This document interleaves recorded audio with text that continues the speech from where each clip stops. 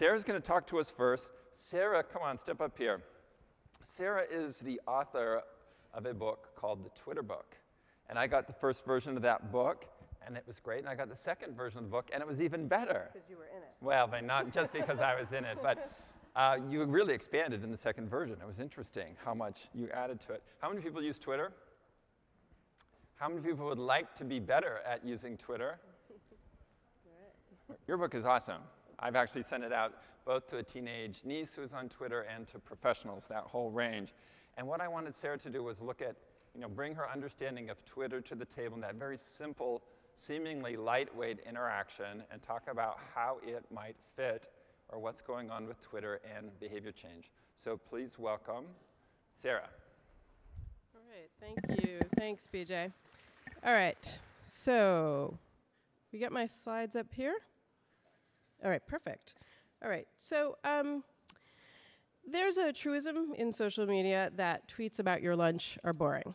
Everybody knows that. But I actually disagree. I think tweets about lunch and other seemingly mundane things are very important, and they're interesting in a lot of ways.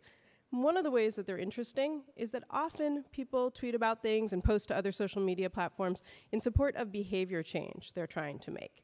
So I looked recently at 4 categories where people are making behavior change and demonstrating it online: diet, fitness, sobriety, and writing. And those are kind of classic areas where we know people try to change behaviors and are interested. And I both talked to people and observed what they did, and I want to show you what some of it looks like. So first we've got Whitney here talking about her lunch. She says, about her breakfast, cute breakfast today. She's got a picture, and she's got it tagged. So for those of you who are new to Twitter, you can see here on the tweet, she's got this 4HB, the hash symbol followed by a sort of cryptic term. On Twitter, there's no way to categorize messages per se, so users have come up with their own system. And it's just that hash symbol followed by some term that people have agreed on for a topic. And when you include it in one of your tweets, anybody can search for that hashtag and find all the related messages. It also means that for people who are following Whitney, they can see there's some reason why she's tweeting about her food. And if you know that 4HB stands for 4-hour body, you've sort of unlocked the clue there. So similarly here, Kelly is talking about Weight Watchers, a small gain this week, but she's also talking about fitness. She says she doesn't feel bad because she's been exercising Couch to 5K, which is a running program. Now, people really like to talk about fitness because they're proud of what they're doing. Here we've got Rob talking about his workout of the day, 40 box jumps, a bunch of snatches. I don't know what those are in this context, but I think it has to do with his CrossFit workout. CrossFit is simply a training system. This gentleman's Fitbit is tweeting for him. Lots of devices, of course, will post on your behalf. A lot of people using Foursquare to check in at gyms and other places where they work out to let people know what they're doing, and in this case, vying for a mayorship to be the person who's at the gym most often. That's its own kind of motivator. Sobriety is a kind of an interesting category. This service, Day Counter, lets you schedule tweets to say that an event is coming up, and they suggest that you use it for things like weddings and parties. People use it almost exclusively to talk about how long they've been sober. It's become its own community. So this is an example of one of the tweets, still sober after 3 months and 13 days. Almost all the tweets on that page are similar. And then writing. Cory Doctorow here says 1,000 more words on information doesn't want to be free, my copyright business book, and he tweets every time he writes. So those were the categories. And I was really interested in why. Why are people doing this publicly? We think about behavior change traditionally as something that people did in private, Alcoholics Anonymous. A lot of these kinds of things are not things that we've talked about in a completely public sphere. So I was really interested why. What's this about? And there were sort of 5 consistent benefits that people told me about: accountability, accomplishment, encouragement, ideas, and inspiring others.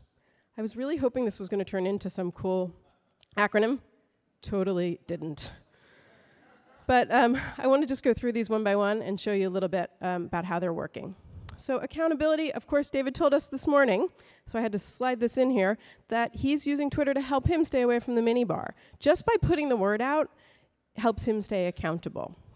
Now, similarly, going a little deeper, Paul Carr has written a book called Sober is My New Drunk, and it's about how he blogged and tweeted his way to sobriety.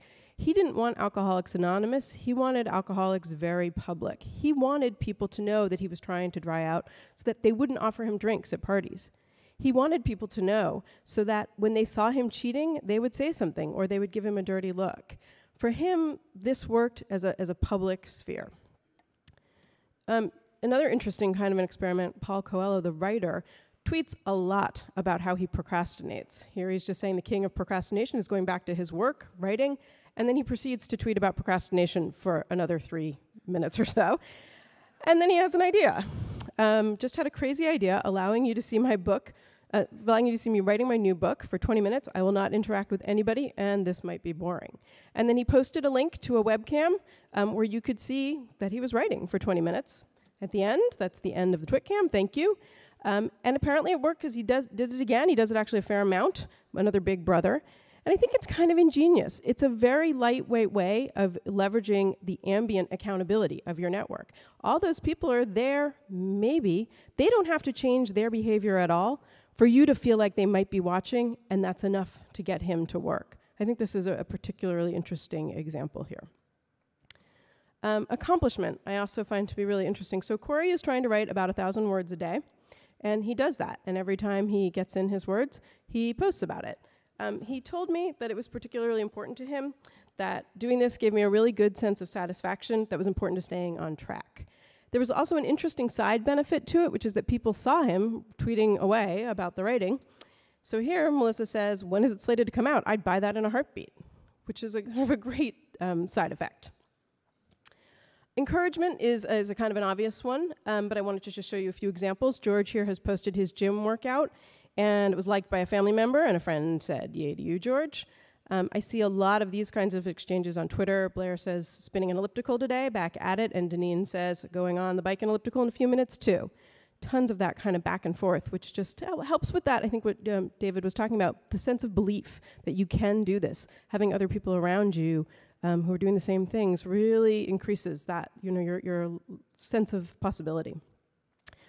Ideas. So Lucas here has tweeted the first week what to expect on the 4-Hour Body. Whitney, who was doing the 4-Hour Body diet I showed you earlier, told me that when she first started, she got tons of tips and ideas and recipes by following the hashtag that she would never otherwise have gotten. Here, Jen has just posted a Weight Watchers recipe with the points. Inspiring other people turned out to be pretty interesting and consistent. Jim is big into CrossFit. He learned about it because he was following somebody on Twitter who was tweeting about it a lot, and he got curious. So he now posts sometimes, a bit off tonight, but powered through. He likes to inspire other people. Whitney said that when she first started, I've learned that since my publicness about it has inspired several other people to give the 4-Hour Body a try, and that she's really proud of that. So those were kind of the big themes to this, and they're the sorts of things you see, people talk about why something like AA or Weight Watchers works, that there are these social factors, and you can get some of these without necessarily being in person as well. So why wouldn't you do it? What are the downsides to the public posting? So I heard 4 things pretty consistently. The first one was kind of the asshole factor. Jim, when he first started CrossFit, posted his workouts every day, and what he told me was that it just made me seem like a self-regarding asshole. I would love to tweet every workout, but I don't want to be that guy. And a number of people told me similar things. Spamming people is kind of a problem. If you're posting about your workouts all of the time, and most of the people who are following you don't care about your workouts, you're giving them information that's irrelevant to them. Erin uses a Fitbit to post her stats every day, and she said, I'm less worried about sharing than I am about spamming. I don't think I'd use something that posted more often or more stuff. Competitiveness is another problem, which is kind of interesting. We tend to think of competitiveness as a motivator, but what Jim told me is he posts his workouts every day on an online board that's specific to CrossFit. And he's in his 40s, and most of the people on it are in their 20s. So he's usually in the bottom quartile of workout stats every day, and he finds it extremely demotivating. In fact, he used the word corrosive. He called it corrosive competitiveness. So he's trained himself not to ever look at the leaderboard, which I think is interesting because we think about that as really a motivating factor, but it could be problematic as well. And then there was sort of the stink eye problem. Both Whitney and Paul liked that people could see what they're doing, might help keep them on track.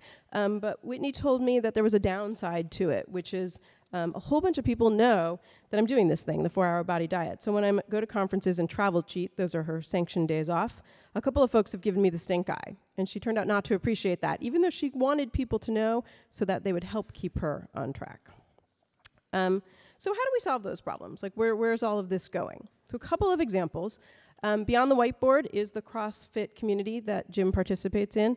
And there are lots of those very specialized kinds of communities. And I think we'll see more and more of those online. Lyft, I should disclose, is my partner's company, Tony Stubblebine. He's a graduate of BJ's, and he's here today. Lyft is an app that will help you create a goal and a community around that goal. So lots of people use it for diet change and for fitness, but people are also using it for things like talk to a stranger every day. And it's kind of interesting. It gives you a way to get those social effects without some of the negative effects of spamming people, for example. And I wanted to mention GoGoU, which I think is particularly interesting. It's a game, it's an online game where as you play, your character's energy depletes. And the way you replenish its energy is by walking and running in the real world, using your Fitbit, and then syncing your Fitbit stats to the game. So that your real world activity replenishes your online avatar. I hope we see more things like that that help people kind of figure out how to behave a little differently in the real world.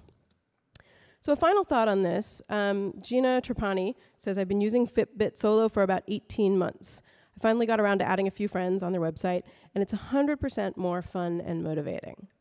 Just the social aspect of being connected to people without even having to see them turns out to work.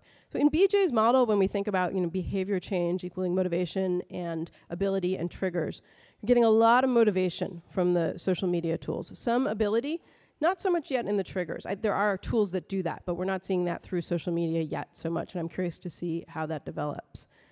But in the meantime, we know that that support from other people helps us make behavior change. We know that for years from groups like Alcoholics Anonymous. And we know it's hard to get support. Behavior change is hard, getting support for it is hard, but social media tools are powerful because you can get that support on tap.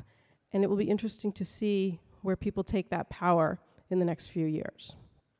So of course, if the change you are trying to make in your life is to get better at Twitter or get on it at all, you need the book. And you're welcome to contact me anytime to talk about some of these details. Well, thanks so much.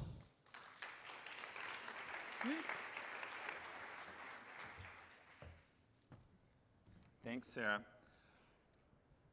Did you get some new insights listening to Sarah? I hope so. I think bringing somebody in from outside of health, helping us see things in fresh ways is part of what we've tried to do in this event. Richard Tate. You're speaking from that podium, right? Yes. Richard has been with Hope Lab since 2006.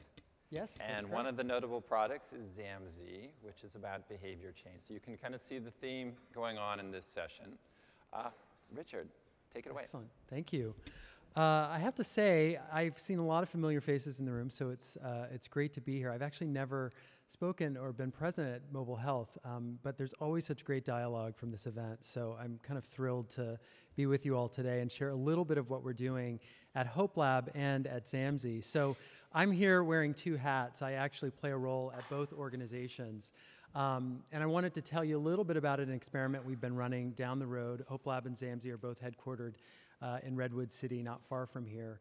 Some of you may be familiar with Hope Lab. Hope Lab is fundamentally a research and development organization. We develop products for kids that motivate healthy behavior, and we're particularly interested in technology. Zamzi is a product that we developed that we've recently spun out as a social enterprise, and the experiment with Zamzi is really to see if we can create a sustainable business that meets the social mission of getting kids moving around more. So there are a couple of different dimensions to what I'm going to be sharing with you today. One, for those of you in the public health and the health space, is really about how we measure efficacy and outcomes when it comes to behavior change and health. And the other is how you create a business that's sustainable that actually achieves that mission as well. And as many of you who are in the audience can appreciate, sometimes those two things are hard to balance. And we're doing that, or trying to do that down the road at Hope Lab. So without further ado, let me give you a little bit of context for what it is that we're doing. Zamzi is a fairly simple concept, and there are other products that exist that are similar, although we feel this is slightly different. It's basically an activity measuring device. It's a 3-axis accelerometer that you wear around with you. and then you connect it to a computer via USB that powers and the data that you collect powers your online movement. So you move around with the Zamzy, you connect the device, your activity is uploaded, and that turns into points that you can then track and use to do a variety of different things online. Now, we developed Zamzy with kids in mind in particular as a way to address the epidemic of sedentary behavior. And we have increasingly been thinking about Zamzy not only as a product for kids, middle school age children, but as a product for families, as a product that stimulates behavior change both for individuals and for groups of people. And as a research organization, Hope Lab's contribution has really been to measure both the impact of Zamzy as a product and then to help us determine how we actually are rewarding and incentivizing physical activity to drive at the behavior change that we're after. So Hope Lab has conducted at this point a number of randomized controlled studies across the United States, and we've engaged hundreds of kids and their families at this point. And we've been looking at two things in particular, both efficacy, are we getting kids to move more, and also, again, how do we refine this reward stream that is inherent to Zamzy in a way that optimizes behavior change? Now, what we've seen at the top line is that this Zamzy product experience, being able to track your activity, looking at your data and your points, being able to use your points to select rewards, that boosts physical activity in kids by 30% or more. And that gain persists for over 3 months. Those are really powerful results in a research context, and we are now experimenting with ways to bring that to market commercially. One of the things that we'll be talking about later this year that I just wanted to mention is that 3 months is a nice start. We actually want to go further. We are actually wrapping up a 6-month large-scale randomized controlled study looking at how Zamzy impacts physical activity over that period of time, as well as how Zamzy impacts biological markers that we know are important in terms of long-term health outcomes. So this is a big experiment for us to see how technology can motivate behavior change and ultimately impact outcomes. In the spirit of today's conversation, though, I wanted to share with you 3 insights about how we've developed this product in ways that allow people to improve their behavior bit by bit. The first is actually, I believe, the most important, is this notion of personalization. We quickly realized that in trying to motivate young people to be more physically active, individuals have a spectrum of physical activity. Everyone is starting from a different point.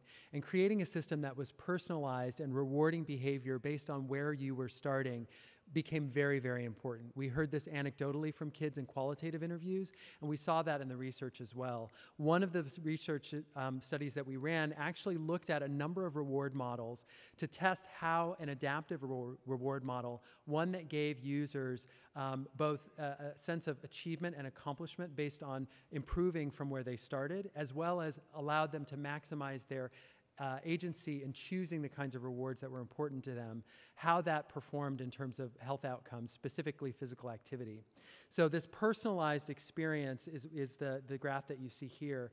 On the far right, is that your far right? Yes, it is your far right. You see that the model that was most successful in boosting physical activity was one that combined both a choice of rewards. In this particular test, we were looking at both virtual rewards or non-monetary rewards, as well as tangible goods as rewards for physical activity. And we were looking at an adaptive rewards model. And by that, I mean we were actually giving people points or awarding points for physical activity, not based on their total movement, not just the super athletes earning lots of points, but people earning based on improving above and beyond their average and baking that into the system. And that was the one that gave us the biggest boost in terms of physical activity in this randomized controlled study. In the product, this is how that has been realized. At the core of Zamzy is this activity graph that you see. This is the My Zamzy page for any user who is using Zamzy. And that activity graph really displays your activity in a way that highlights for you when you've achieved above and beyond your average. Those are the stars that you see in the chart there. And it actually gives you bonus points for doing that. There's also a sense of randomness that's baked into the experience that also incentivizes ongoing behavior. So this element of surprise that my points might be doubled if I am consistently using the product is something that in this adaptive rewards model that we've developed as well. The other, in terms of the sense of personalization or agency, is how you want to earn points. We've created a system of challenges, particularly for kids that are story-based, that allow them to choose whether they want to accelerate their earning by committing to a particular challenge. And this has been phenomenally successful in this beta phase of our work, and we've seen more than 10,000 challenges taken from a relatively small population of users because they have a sense of control over how they're earning and how to accelerate their earning. And again, regardless of whether you're a super athlete or you're just getting started, this is an opportunity for you to boost your earning within the system, which is a really powerful motivator in our experience. The second point I wanted to highlight is the issue of reward in general. We are operating in this space where we are using rewards, extrinsic rewards, to bridge to our ultimate goal, which is intrinsic motivation, long-term behavior change in which people are actually moving around more, kids and families, because it's what they want to be doing. And we have been really sensitive to this concept of over-rewarding, which is something that, if you're familiar with Daniel Pink's work, comes up quite a bit. How do you balance extrinsic and intrinsic motivation? So the issue of reward is something that we've thought a lot about. And again, in a randomized controlled context, we've evaluated how different reward models boost the behavior that we're after, physical activity, over a 3-month period. And now, again, we're going to be looking at 6-month data in a few months here. But this, what you see here, is a number of arms that we used in a study recently that tested how virtual goods, which essentially have no monetary value, perform to boost physical activity versus goods or rewards that were really sort of priced at a $5 a month range per user. And then we looked at, what did a $20 model look like if we were giving people rewards at the $20 level? One way to think about this is an allowance context. So lots of parents give their kids allowance for doing chores or doing certain types of behavior. In this particular scenario, they're putting that allowance into Zamsi, which is motivating physical activity. What you see here is that, not surprisingly, some monetary reward boosted physical activity. But when you look at the difference between $5 a month and $20 a month, that is not an appreciable boost in physical activity. What we see is about a 30+% boost in physical activity, but not an appreciable difference between $5 and $20. And this concept of not over-rewarding, providing a carrot, so that the carrot doesn't become the only thing that the users are engaging around, was really important for us. And for those of you in the audience who are starting businesses, it was also a really helpful business insight that we could create a model for behavior change that required a little bit of a boost to get kids up and off the couch doing something that they wouldn't otherwise do, but it didn't require a sizable investment at this sort of quadruple the time that a $5 investment might take. So this was a powerful insight for us and some data that has really informed the work that we're doing now. What I would say is that we are iterating constantly on this rewards model. And so our rewards catalog is a place where we're really trying to refine how we balance intrinsic and extrinsic rewards. The final insight that I have just supplements something that Sarah was talking about, which is the power of social relatedness in these experiences. For us, once we actually moved into a commercial context with the Zamsi beta and started making the product available for sale and started working with schools across the country to test this, we saw that kids who were using Zamsi in groups, whether that was a school or after-school setting, or who were using Zamsi as part of a sibling pair, their activity was boosted by almost double. And that was a huge insight for us, and we really have begun to focus the product around not just individual use, but a relatedness that bridges to family use and even schools and after-school programs. And we've had quite a bit of experience in that space. I wanted to share a video with you because I think there's something really delightful about seeing how a health intervention can really get people excited. And so this is just a short clip of what Zamsi looks like when you introduce it to kids and you explain this model to them. Let's hope it plays. There we go. This little guy right here is called the Zamsi. The Zamsi actually records activity on 3 different axes. And as long as you're in that zone that's moderate to vigorous physical activity, you're earning points. And your activity gets uploaded to Zamsi.com. You level up, you earn badges, all for how much you move around. We actually are going to do a little demonstration challenge. We need a few volunteers. Whoever moves the most is going to get a prize.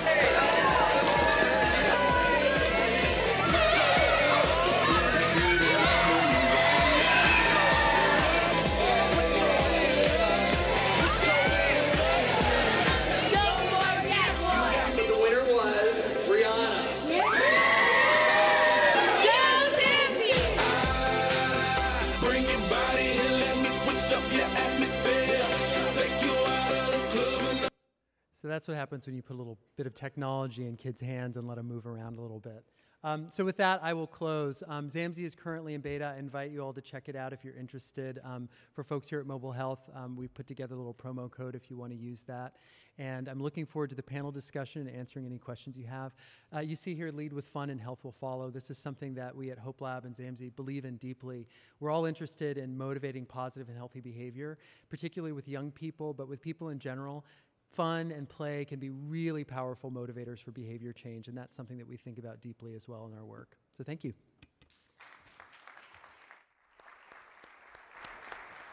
Maria, come on up here. Maria, you are a fitness and health fanatic. Step up here. Good afternoon. Yeah, do you find you intimidate people? I sure hope not. And when you do, how do you respond to that? I challenge them. Okay, awesome. I'm really happy to have you here. We met about 6 months ago, 8 months ago, where we're judging a competition together. And I was really impressed with how you talked about the entries and what you're doing. So please welcome Maria to the Mobile Health stage.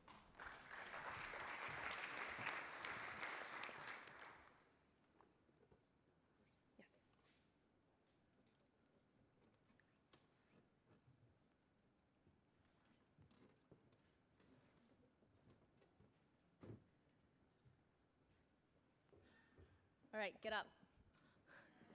Everybody up.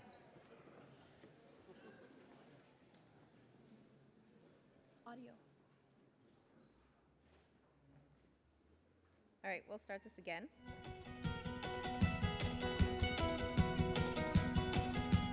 Do finger bursts and stretches for 15 seconds. Quickly stretch your fingers out as far as they will go and hold for 3 counts. Relax and return them back into fists. Repeat. Do chest openers for 15 seconds.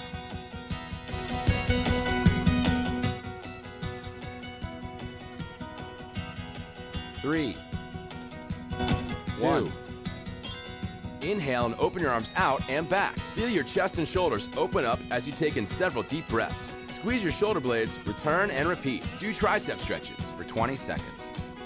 3, 2, 1. While seated or standing upright, extend one arm up toward the ceiling. Bend your arm so that your hand goes behind your head. With your opposite hand, grab the elbow of the bent arm and pull back. Do shoulder shrugs for 25 seconds. 3, 2, 1. Sit or stand with good posture.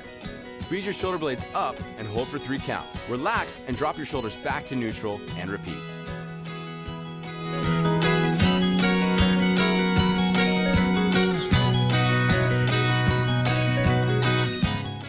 March in place for 20 seconds. 5, 4, 3, 2, 1.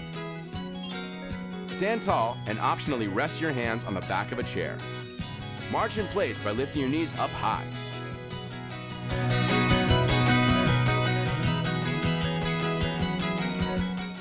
Now, torso twists for 30 seconds. 3, 2, 1. Stand tall with your legs shoulder width apart and hands resting on your waist. Twist from side to side about 90 degrees. Lead with your shoulder and hold a moment at each side. 15 seconds left.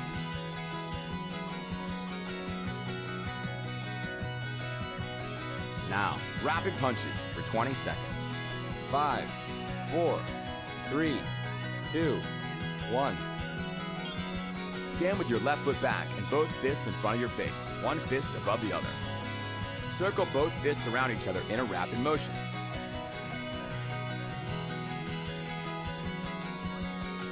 Now, shadow boxing for 20 seconds. 3, 2, 1. Stand in a boxer stance and start boxing. Pretend like you're dodging and punching the person in front of you.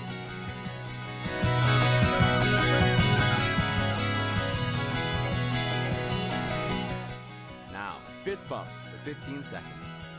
3, 2, 1. Fist up and bump your friend's fist straight on. Smile.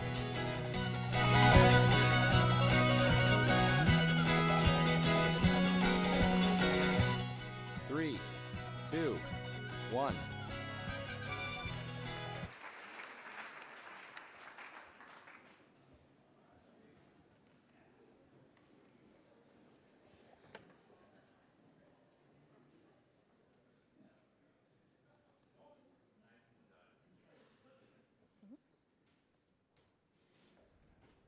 Now, Maria, that was all played off of an iPad, right? That was all mobile. Is that right? Okay. So that was just an example of a workout you can do with just, body weight and 3 minutes of your time. So hopefully I got you to move a little and get your blood flowing. Good afternoon. My name is Maria Lai. I am the co-founder of a mobile health and fitness company called Skimball.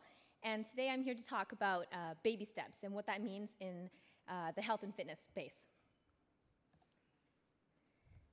So why did you guys exercise with me? I told you to, yeah? It was fun. Everyone else was doing it. You guys got a little workout in, and you thought you were just going to a mobile health conference. Well, good for you.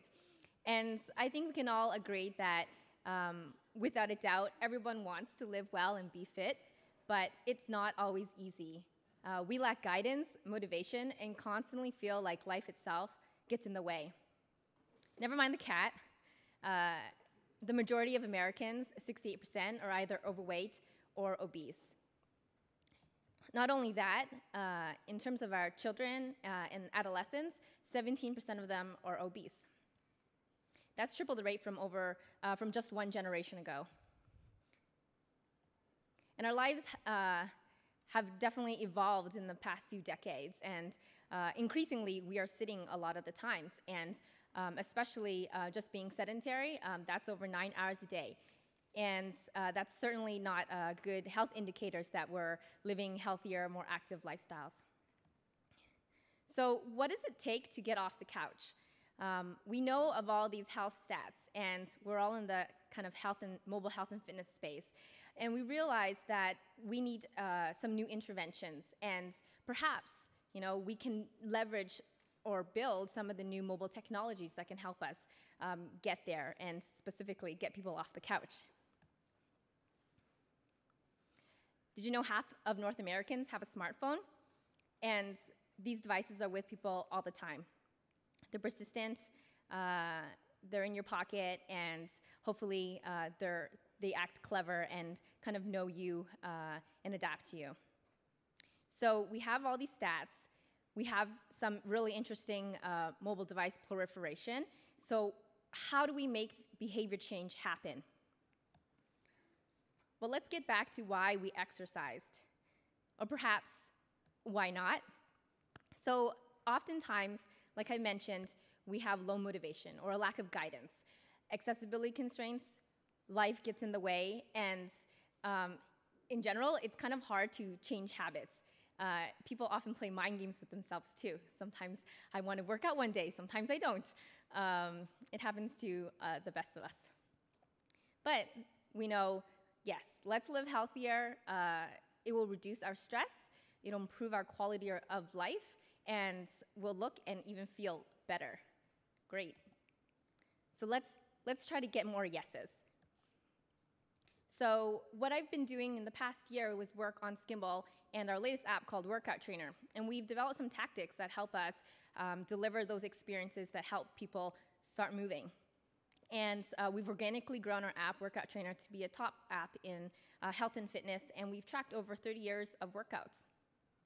And what we focus on, really, is a useful, engaging, and motivational experience, and one that is bite-sized in nature and provide little wins.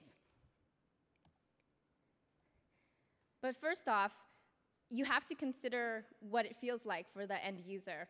So for me, I'm a bit of a quantified person, and I presume that many of you in the room are in the similar end of the spectrum. But in the case of kind of obesity and people that do not exercise and that are on the couch, you have to start with empathy. When we first started our application, we did a lot of quantified tracking, and that was great for us. But then we had to think about ways in which to engage people that were really on the couch, maybe lazy or just confused and not and wanting a little more advice and guidance. So there are many triggers to kind of start getting these people involved and being active. And oftentimes, just like you guys had mentioned, things can be fun, fast, easy, actionable, all those sorts of things to start piquing people's interest. So for us, we noticed that while we understand kind of the persona of the user, we also should take into consideration the time in which they're starting to work out and exercise. And actually, it's kind of interesting because oftentimes our users will get active within the first 24 hours. So whether that's the first look into the application or within a day's experience with the application, most of our users will do something, will do a workout during that time. It's the other 50% that take a very long time because, you know, they might be really busy, or they just might not have, they just have a lot of excuses. We all do, right? But which is interesting is that our median is about 8 hours, but on average, it's 9 days. So that's nearly 10 days of, you know, encouraging them, reinforcing, you know, good behavior, and to get them to just do one action. So I would say, like, the important things to do with your triggers is to focus on fun. That is across the board, but to also identify what triggers will entice people to try your service or, you know, a potential health change in the first day, in the first week, in the first month. And I think that's kind of important to consider when you're developing your solutions for healthcare. And so I'll give you just a couple of examples. So one of the tiny successes that we have is the 2-minute elbow plank challenge. We would like people to work out, you know, 1 hour, you know, 30 minutes a day. But if that's not enticing enough for the general population, people often like the 2-minute elbow plank challenge. That's just 2 minutes of activity. Another tiny success that we've had is through bodyweight workouts. So if we were to present someone with, you know, a workout they have to do at the gym with certain type of equipment, that's just a lot of, the barrier is very high, especially if someone just downloads the app and they're at home. So we try to promote and recommend a workout that anyone can do at the time that they are, you know, playing with the application. And then thirdly, the workout of the week. That's a challenge that we present to our members once a week, and if they don't do any activity for the whole week, they can at least do one workout, and we really hope that that's the workout of the week. A lot of people do these workouts, and it really gets people motivated to try to have one small win, even if it's just one workout. So in summary, I would like to say that it does begin with a lot of empathy for your users. Encourage triggers that are bite-sized and actionable. Figure out how to keep that simple and fun. Enable ways for your users to stay on track and engaged, and you'll definitely be on the way to many, many bigger wins.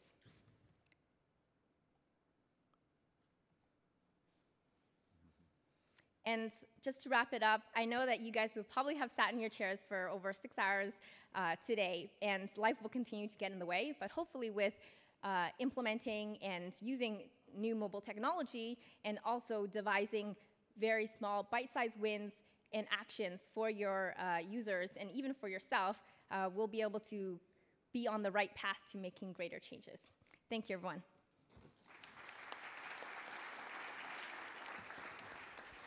Thanks, Maria. Now, Maria, I'll have some questions for you and other panelists. One of the questions I'm going to ask you, Maria, is how is it that you have succeeded with this product and this experience where so many people in the same space have pretty much stumbled and failed? So what has been the difference? Coming later. Okay. You ready? Our next speaker is Deb Rosman, who heads up HeartMath. How many people have heard of HeartMath before? Okay, pretty good exposure. She's going to explain what's going on with HeartMath and also in terms of baby steps. So bring the baby step kind of lens to the experience, a product and a mission that I think is really important.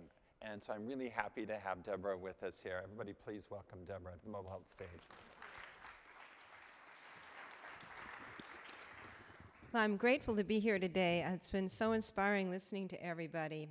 What I want to talk a little bit about is the role of the heart in all this baby step change. So we started HeartMath in 1991 to look at emotion physiology and how stress, brain, heart function, health, and performance work together. And from that research, we developed leading-edge learning and technology solutions for behavior change and very pre- and post-assessment oriented, and resulted in a lot of ROI in reduced health costs. Our research published in the American Journal of Cardiology discovered how the heart is really a key driver of behavior change. And we developed a step-by-step system, which is why the word math in HeartMath. So Nima talked about stress yesterday quite boldly, and I think it's really important that we don't let this word just get diffused, because the cost of stress is really higher and often causal to these other serious risk factors. We all kind of know that, but we don't know really always what to do about it. And our research found that the heart is a primary generator of rhythm in the body, influencing brain processes that control the nervous system, cognitive function, and emotion. This is really important because we've been taught that the brain controls the heart, but it's two-way. The heart also controls the brain. And the heart also provides an access point from which system-wide dynamics and emotional state can be quickly and profoundly affected. In other words, it's all about how we feel, and I'm going to explain a little bit more. You know, these sayings we've all heard of, and they've been considered metaphorical, philosophical, fuzzy, but now science is proving that the heart really is connected with these sayings, the organ, and that it has the power and practical beneficial intelligence to actually help us change behavior, because these sayings like play from your heart, put your heart into it, go deep into your heart for the answer, have real physiological underpinnings. And I'm going to give you a brief science overview here. Heart rate variability is the measure of the beat-to-beat changes in heart rate. If we look at the beat-to-beat changes over time, we see a pattern. And here is the HeartMath main graph people know, but the top pattern is what the heart rate variability or heart rhythm pattern looks like beat to beat when you're feeling frustrated, angry, worried, anxious, stressed. And the more stressed, the more that top graph looks like an earthquake, about how you feel inside. The bottom graph is the exact same person who, using a technique I'm going to tell you about, shifted in 30 seconds to that beautiful harmonic in the heart rhythm pattern. And guess what?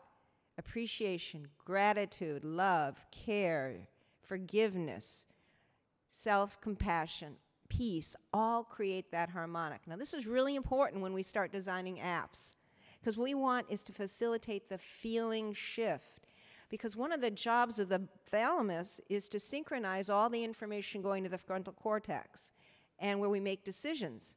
And that coherent heart rhythm signals the brain through the vagal nerve to go into the stress, fight, flight response. And it sends these stress signals that actually desynchronize cortical activity and jam decision making.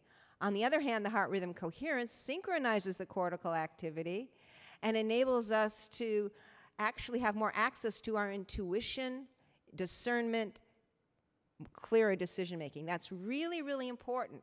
When you also think about how the heart also signals directly to the emotional center in the brain, the amygdala, the heart is telling the brain what the body feels. And the core cells of the amygdala synchronize to the pacemaker beating cells of the heart. This is really important in behavior change, because the incoherent heart rhythms will trigger the familiarized fight-flight response memories in the amygdala, while the coherent heart rhythms will trigger security, love, everything feels okay, peace, we're okay to go. And when we are frustrated or stressed a lot, we create a habit pattern, and lots of things can trigger it. So what we really want to do is harness that power of the heart to work for us. And that's the key of emotional physiology, emotional self-regulation, to give us the power to change and sustain behavior. We need coherent heart power to get in sync, to change something as complex as emotional behavior problems. And we need that heart intuition, listen to your heart, and get a clear signal with less signal-to-noise ratio so that we can follow our heart and not trip as often. As people activate their hearts to get in sync, they really have more capacity to hear that intuitive signal to guide them in balanced steps.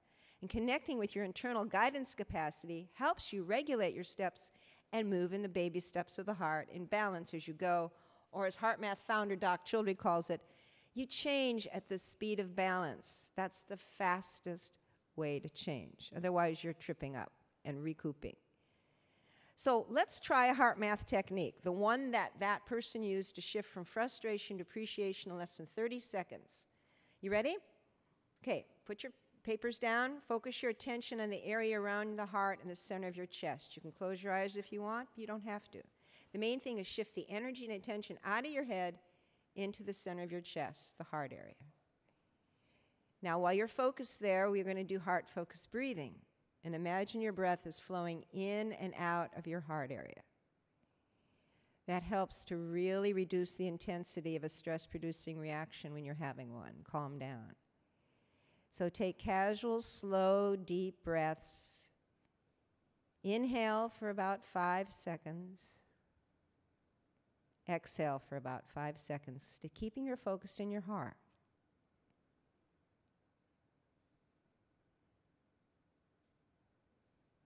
Now we're going to add to this heart-focused breathing.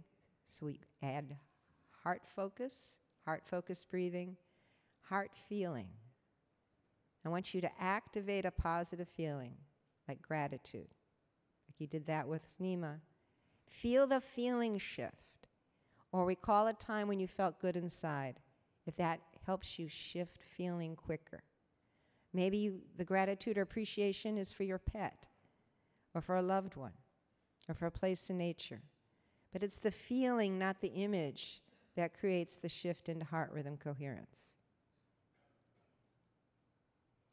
Now, keep doing this as you listen. You don't have to feel like you have a book on your head, but if you stay heart-focused breathing and heart feeling, putting out that gratitude feeling, it's nourishing your hormones and immune system. You can do this quick coherence technique before a potentially stressful meeting to maintain more clarity, after a meeting to recoup from stress if you got out, or before or during innovation to involve your own intuition. So these baby steps from the heart are 3 phases. One is mindfulness, enough to recognize I need to make a shift, that emotional awareness of your stress response. Do the shift. That's the feeling shift from the heart. And then acknowledge the benefit, appreciate it. And as you do this, you're going to become more sensitive to the power this is having to help you shift perception, mood, and feeling in the moment. That gives you more power to change behavior. That helps you self-generate love, compassion, forgiveness when you need it. And that is the key to sustaining behavior change. HeartMath products incorporate all this research. And some of you probably know about our M-Wave heart rhythm coherence feedback technology in the handheld or desktop version, where you can actually see yourself change in real time, and you can actually build a new baseline. Without creating a new baseline and changing your stress response set point, it's really hard to sustain behavior change. So our focus in our lab is how do we help people change the stress response stress point, set point, and how do we help others do this in the products and services they're providing. Here we found some results in an N size of over 5,000 before and 6 weeks after this HeartMath training. And that's just one technique. There's several others that help people really anchor this in. 44% drop in fatigue in people who reported it almost all or much of the time. 52% drop in exhaustion, 60% drop in depression, 52% drop in anxiety, 60% drop in anger. And out of this, nearly 25%, 1,400, sustained these changes at 6 months. All they did was learning how to make the attitude feeling shifts in the moment when they need them, but they were changing their underlying physiology and their emotional response patterns. So now the key is let's take this underlying coherence pattern that is powering behavior change and make it fun. We created Stopping Stress Eating as a program, and you heard about that from Weight Watchers, but stress eating, emotional eating, what we do to self-soothe and self-comfort is really so important. Support groups, social media, all of this, if you look through the lens of feeling, are helping us shift feeling and mood and motivation.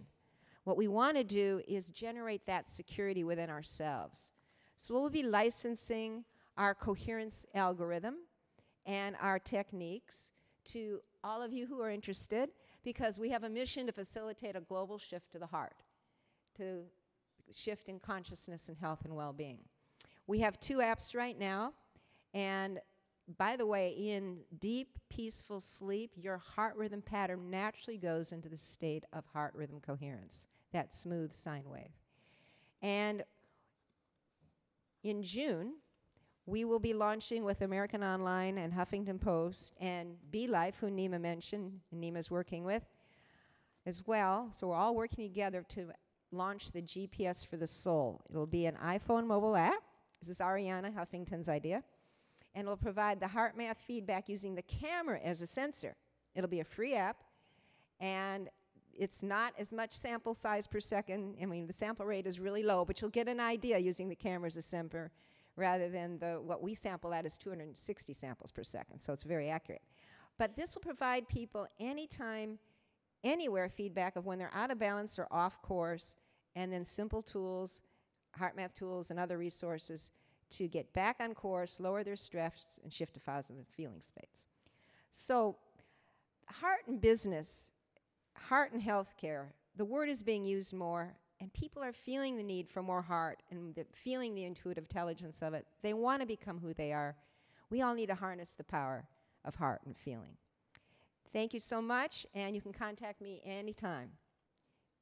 Appreciate it.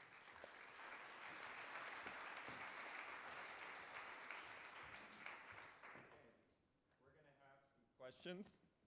Go to the audience and make it clear who's ready to ask a question. I got a few for you guys first. Who already uses your product or the experience you described, and why? Maria, we'll start with you. Who's using this and why? Yeah, go ahead and grab your handheld. Sarah,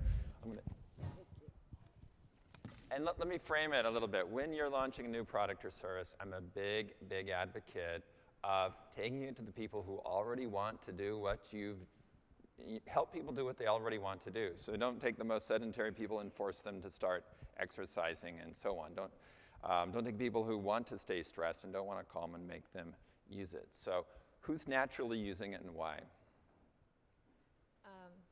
Is it okay to say that I naturally use it? Yeah.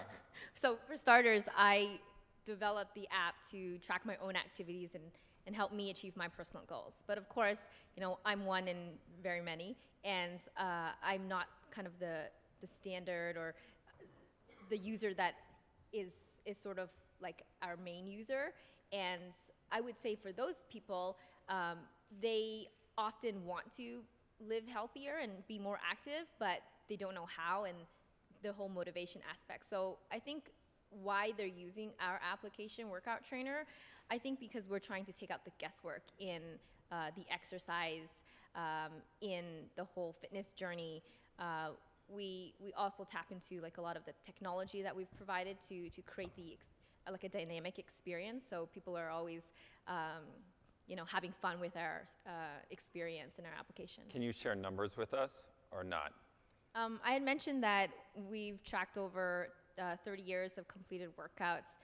We have a few million users now, and our 30-day retention rate is over 30%, which on average, like for mobile standard app usage, is like about 12. So there's definitely like an appeal to working out.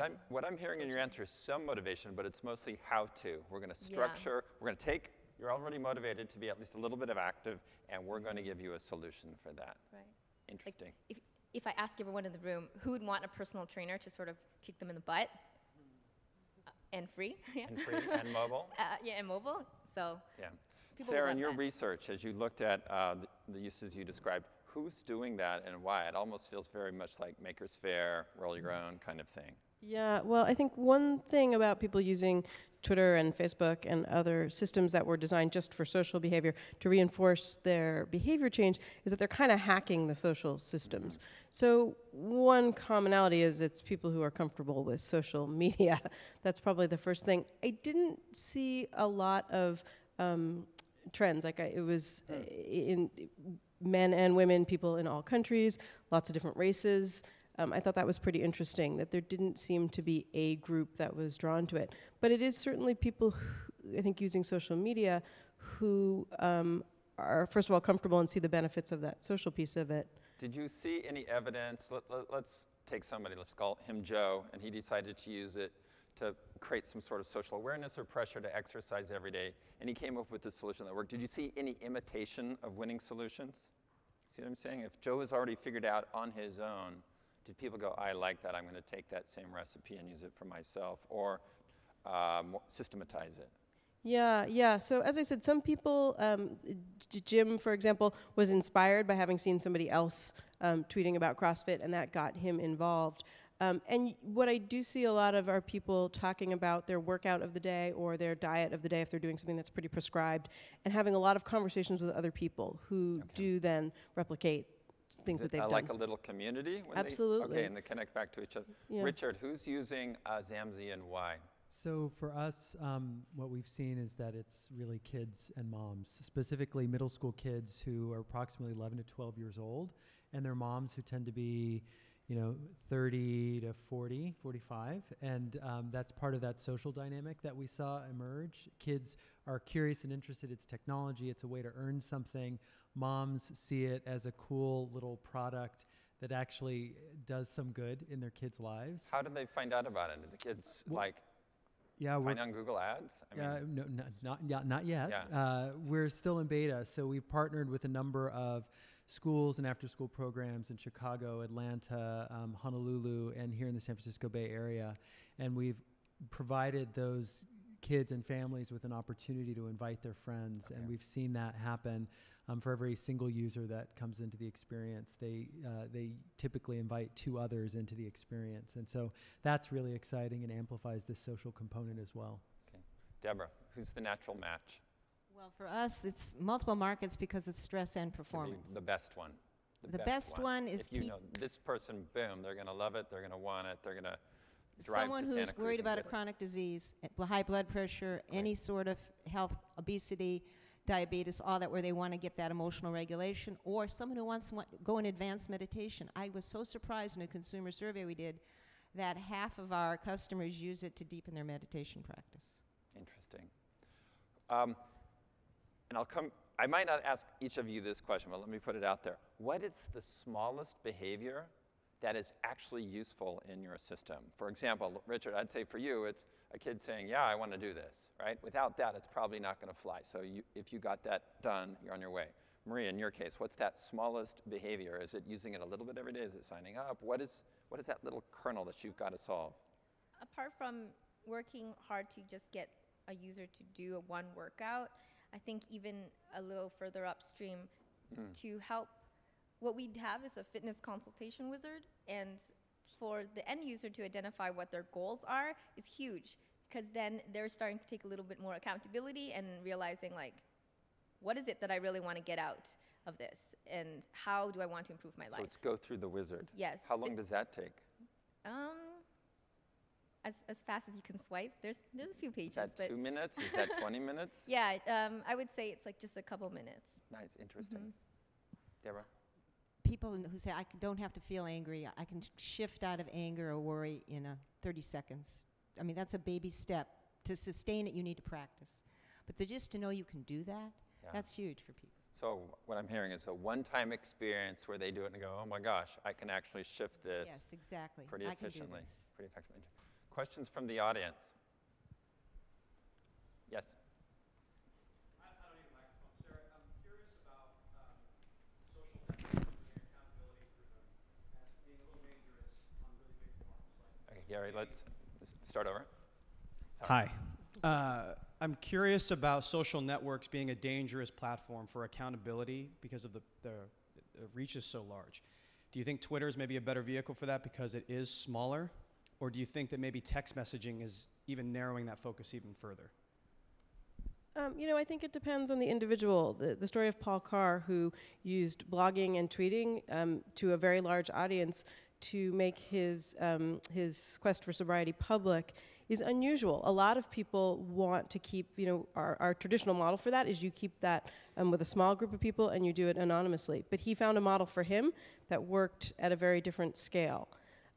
And for lots of people, Twitter, the scale of it is vastly different. It can be that you have a couple dozen followers. You could have thousands or millions of followers.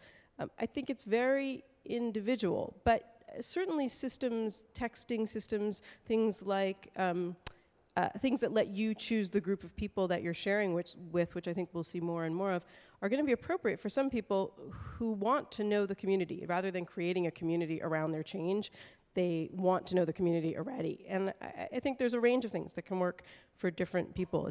That's one of the nice things about technology. We don't need a one-size-fits-all. A lot of flexibility. Great. Let me ask another question.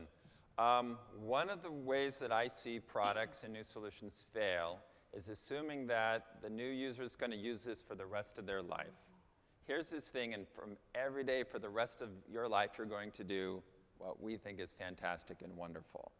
I'm more a fan of limiting what I call a span, giving a fixed time period where you do it and you're done with that, that segment, or what I call a span. Talk to me a little bit in what you saw on Twitter. Did you see people giving themselves that fixed time period, and others, the way your product is framed to users, how are you thinking about that? Did you see anything like that? Yeah, actually, David Kirchhoff talked about his 10-day challenge, and that he, tweeted every day to say that he wasn't hitting the minibar. I do see a lot of those kinds of things that are time-bound, which I think part of why you see that on social media is because people say, I'm only going to be spamming you for 10 days. You're not going to have to worry about this beyond it. Interesting. Others?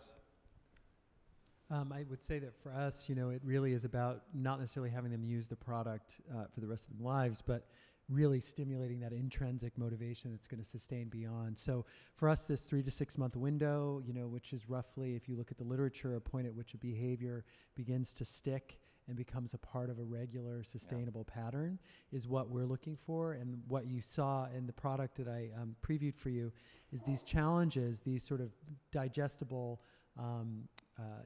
pieces of activity challenges that people can take on. Those are the things that for kids in particular feel like they give them a sense of reward and achievement in incremental bites that they can then choose to do over and over again. And so stringing those together in an experience that sustains for, again, 3 to 6 months is really kind of where we're headed. Okay. And we find about 6 to 9 weeks for baseline shift. So people have a goal to really get this, and then they start to feel the shift inside them, and they know what's happening. Then some continue on 2-3 times a week, others drop it, but a lot in our surveys pick it back up once they have a stressful episode, maybe 6 months later, that just gets to them and they can't handle it, and they'll pick the product back up and reset themselves. Okay. So some of the spans that I think, and this is not based on science, but just looking, I think a 3-day. So if you're designing an experience, do not roll it out and say you're going to be using this for the rest of your life, because people get to about day 4 or 5 and say, forget it. I think it happens a lot. 3 days makes sense. 5 days, Monday through Friday makes sense. 7-day span makes sense. There's something about 14 days and 21 days that people think are magical. 30 days. And beyond that, if I were rolling out something new, I wouldn't ask people to do something for longer than that. I'd have them feel successful at a 14-day experience, and if they want to re-up, do it again. In other words, it just seems there's a lot of failure on the path of, you're super excited about your product or your experience. They're going to get a few days in, and if they feel like they have to do it the rest of their life, the psychologist says, forget it. If they feel like, oh, I only have 3 more days to go, they're going to persist. And the difference is, in one case, they felt like they failed because they gave up. In the other case, it's, wow, I actually got through and I succeeded. It's a radically different outcome. And I think then the way they talk about and refer to your product or experience is dramatically different. And so that's a lot of what I watch for. Now, there are some things like exercise and stay calm that you do want people to do forever. But if somebody doesn't have the practice of that, it could feel like a really steep hill to climb, and there might be a lot of people giving up along the way until they develop more capability around that. Is there another question? Okay, I'm going to ask you guys a hard question. What is stopping, and we'll go this direction and keep the answer, what is stopping your solution from reaching a wider audience? 2 things. One is it's a big shift for people to stop just looking at the brain for the answers and really look to the heart. They feel that, they know it intuitively, but all the research has been up here. And I think that's an exciting relief when people feel that. The other thing is getting into something like mobile apps so it's easy, it's accessible, it's not another gadget you have to wear around. And again, because like you said, they take Behavior change takes practice. Yeah. Putting in gamification, you know, points, incentives, rewards, making it fun, because it's self-soothing in itself. It's its own reward, but you still are changing a habit. Great. Richard, what's stopping? For us, I think it's two things. Number one, fundamentally, we're interested in understanding how our products impact people before we move them out. So so that by definition takes time. The other is just really to reach this population that we're after, kids in particular. A mobile solution that is sort of wrapped in a $400 device is not necessarily going to be effective for an 11-year-old. And so we've been thinking deeply about how we think about mobile in the context of family. But it is a challenge when you think about putting a manufactured good into the hands of young kids. Yeah. And so that's one of the things that we're working through. We've seen some success, but it's a challenge in terms of distribution and dissemination. Maria, you've had pretty good reach, so I'm going to shift the question on you. What has helped your solution succeed where so many others have failed in this space? So I think one of the key things, if you guys are developing in the mobile application space, is a lot of people, when they're going into the health and fitness category, have intent. So that's good. You have a captive audience. And if you are a highly rated application with lots of downloads and great user reviews, it certainly helps. I think for us, there are still challenges, and being a top application in the top app stores and Google Play, that will get you a long way. But of course, we also look for opportunities. How do you get into the top ranking, right? So you're assuming, and I've heard that before. I've got friends who say, you've got to get in that list. Do whatever it takes to get there. Talk about it. To be honest, it's all been organic growth. Like, we've not paid for one user. There's been a lot of kind of word of mouth in the application. There's a social component I haven't talked about too much, but there certainly is one. And to do something that people actually want. So people want to work out, and they want guidance. They would love a personal trainer. So we're trying to provide a solution that people want and are looking for. Okay. Sarah, what's stopping more people from using these social tools to enhance their own lives? Well, I think to the gentleman's question, a lot of folks aren't comfortable with the extremely public nature of some of the tools. For a lot of people, behavior change is still very private, and that's legitimate. I also think, not everybody has seen it yet. Not everybody's thought about it yet as a possibility, and that'll probably shift over time. Great. How many people have the Withings scale? Some people say Withings. I think it's Withings. How many people are tweeting your weight? Linda and I are. We're the only ones. We're a freaky family, aren't we? Yeah. So I learned right away that my followers did not want to see my weight every day. So I set up a separate account for it. But I have no problem tweeting my weight. But a lot of people, how many of you would tweet your weight? Interesting. Okay, I just give, I say that, people just think I'm insane to do that. But I've looked at other people who have tweeted their weight. And it has not, and this is not scientific result, but just looking at it, it has not seemed to change their weight at all. It didn't change mine. It's like, does it magically make me eat different, the fact that I'm tweeting it out to anybody else? No, it didn't at all. So if somebody has a different experience, let me know. So, okay, let's thank our speakers for this session. Thank you very much. You guys can go ahead and... After the session wraps, speakers, if you can come back here so people can talk to you. Here's what we're going to do. I'm going to call an audible here. You guys have been, what shall I say, hesitant to come up and say, here's my best baby step. So maybe that was a bad idea to have you come up and share from the stage your best baby step. Maybe it felt a little self-serving. I coerced a few of you into saying yes, but I felt a little bad about that. So we're going to shift gears here. And again, it's kind of this, if something's not working, stop and try something else. And so rather than do an uphill battle, what I want you to do is discuss as tables this topic. And everybody come up with one thing. When it comes to physical activity, the session was a lot about physical activity. It wasn't nutrition as much. What has been your best baby step? And it might be something you did long ago, something that led to a bigger result now. And there's about 6 people, 7 people on average per table. The people standing in the back, circle around those cafe tables and spend about 4 minutes. Do stop when I chime you. I'll give you a warning and a final one. What I want you to do is be thinking about and sharing the best baby step you've ever taken in terms of physical activity. You got it? 4 minutes, ready, go.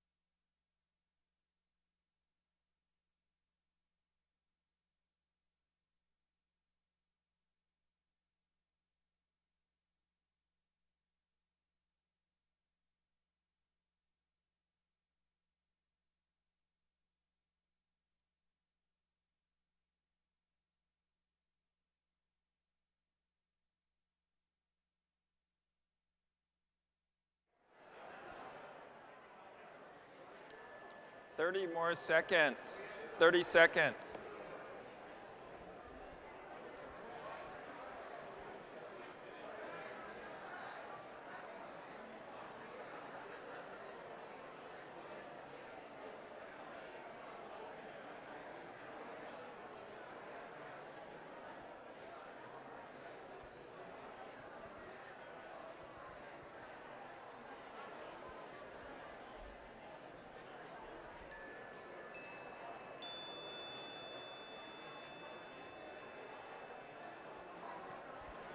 Hey, everybody, let's come together.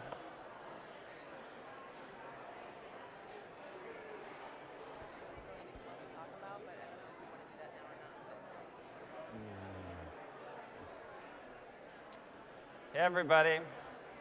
Yay, how did it go? Sounds good. Sounds good. Nice.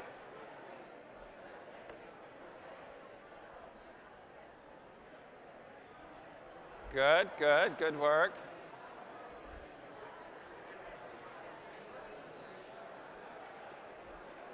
Okay, everybody, let's wrap it up. I know, I love the energy where you're, okay. There's a reason we chose round tables this year. In the past, we've not had round tables, but this year, even though,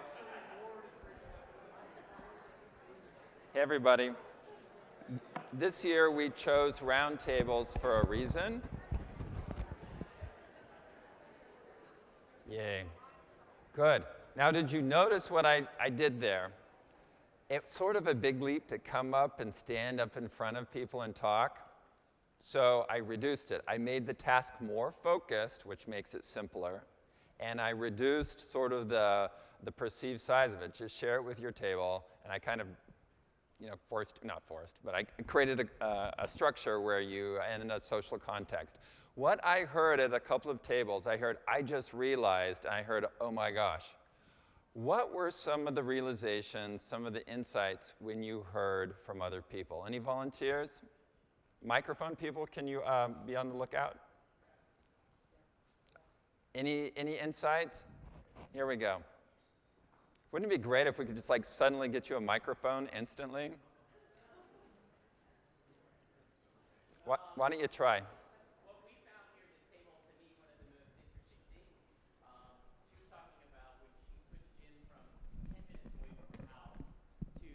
Switch gyms from 10 minutes 10 away minutes to 2 minutes, and just that change in location. I mean, I see that often back where we are is it's on the way home or on the way to work. It makes it that much easier rather than, oh, I'm going to choose this really nice gym, but it's on the other side of town. It's not really fitting into your plans. As soon as you're busy, that's going to be the thing you drop out. Okay, so. Interesting. Other insights?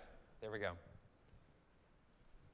I thought it was fascinating that we had one person at our table talk about his Fitbit, and somebody else immediately say, "Oh, that would intimidate me. That would completely turn me off, stress me out." That a baby step that can be so meaningful for one person can be completely different for another person. Yeah. So that phrase, remember from yesterday, trigger the right sequence of baby steps, sounds really simple, but the right sequence is different for different people. So let me help people do what they already want to do. Trigger the right sequence of baby steps. If you're doing those things together, you have a really good shot. If you're not doing those things, I don't think you're going to make it. Other insights? We'll go here and then over here. Deborah? Okay, I was realizing that. And wait for the mic. Do we have another mic here? Can you take it over there? Thanks. For me, I realized, what do? I turn on the TV to on-demand Fit TV, exercise TV, and that's the baby step. Once it's on, I got 10 minutes, 20 minutes, I'm there.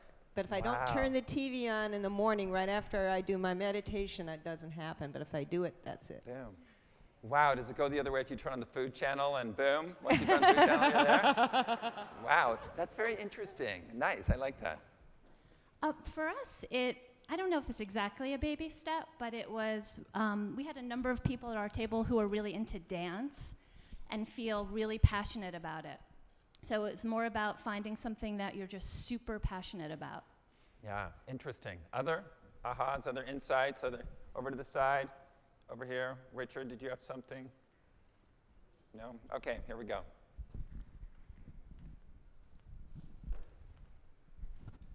Well, we've heard a lot about persuasive technologies, but I have a persuasive creature in my life, and that's my dog.